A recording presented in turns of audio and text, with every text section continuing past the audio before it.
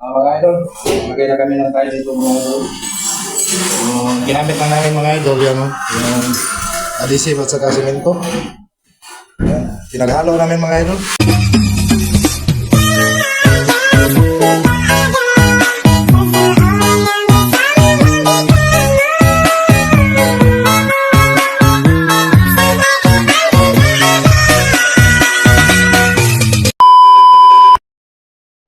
Mga idol, magay na kami ng tayo dito mga idol. Ginamit lang namin mga idol yung adhesive at saka semento. Yan. Pinaghalo namin mga idol. Yan. Kalahating semento saka kalahating sa adhesive mga idol. 1:1 po, bali ito ang ihalo. Kaya yung ginamit namin na tiles, ito ang ceramic lang mga idol, 60 by 60. Ang lababo lang mga idol. Yan. Mga idol, ito yung gamitin namin atas ng mga idol. May mabibili ka dito sa online mga idol, mura lang, 100 plus. Para may kalis doon sa tiles sa dito mga idol. Basahin muna namin ito mga idol. Para yung tigas ng semento hindi mabibigla mga idol.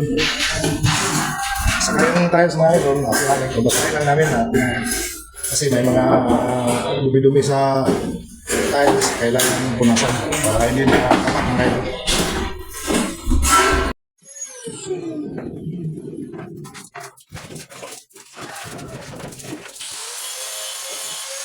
Mga idol, kailangan basahin talaga mga idol. Mag-iba yung kapit ng semento sa adhesive sa huli.